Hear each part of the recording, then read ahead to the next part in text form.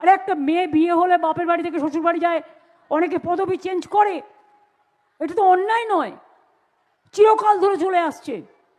বলছে তোমার পদবি চেঞ্জ করেছো কেন, হবে না, বাদ। এটা অন্যায় নয়। বলছে তোমার শ্বশুর বাড়ির অ্যাড্রেস চেঞ্জ করেছো বাপের বাড়ি থেকে, তোমার নাম বাদ। ধরুন আমার নাম মমতা, আমি বাংলায় মমতা লিখলাম, ইংরেজিতে যদি ভোটার লিস্ট থাকে তাতে আমি এমও লিখতে পারি, আমি একটা টি এর জায়গায় একটা এ দিতে পারি, আমি দুটো এও দিতে পারি। কি বলবো, গর্ধবগুলো বোঝেই না,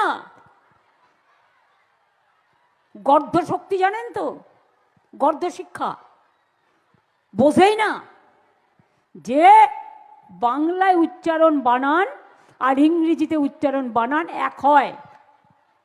ওরে গর্ধবের দল, ইংরেজিতে লিখতে গেলে সিনা হয় আর বাংলায় ওটা সিংহ হয়।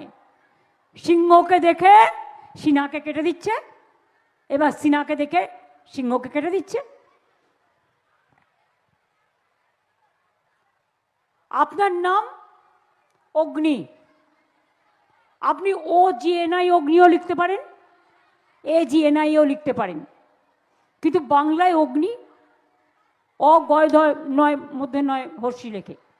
বাংলার সাথে ইংরেজির এটা তফাৎ আছে, ব্যাস বাদ। ডিএমএস সার্টিফিকেট চলবে না, গভর্নমেন্টের সার্টিফিকেট চলবে না, SC সার্টিফিকেট চলবে না, ST সার্টিফিকেট চলবে না, OBC সার্টিফিকেট চলবে না, তো কি চলবে? তাহলে আমরা বলি তোমরাও চলবে না, তোমরা অচল। সব কিছু যদি অচল হয় তাহলে তোমরা অচল, ওদের অচল করতে হবে আগামী দিন, মাথায় রাখবেন। আর বেশি নয়, আমাকে ভারত সেবাশ্রম সঙ্গেও একবার যেতে হবে, আমাকে গঙ্গাসাগর কপিল মুনির আশ্রম দর্শনও করতে হবে। আমাদের অনেক সাংবাদিক বন্ধুরাও এসছেন, তারাও এই দুদিন ছুটিয়ে গঙ্গাসাগর দেখবেন, করবেন।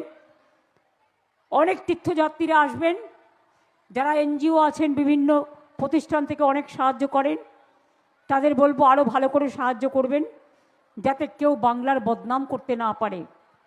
আর এটা ইলেকশন ইয়ার, তো ওরা শুধু লুকিয়ে লুকিয়ে দেখছে কোথাও টুক করে একটা গন্ডগোল করা যায়, একটু গন্ডগোল করলে চিৎকার চিৎকার চিৎকার।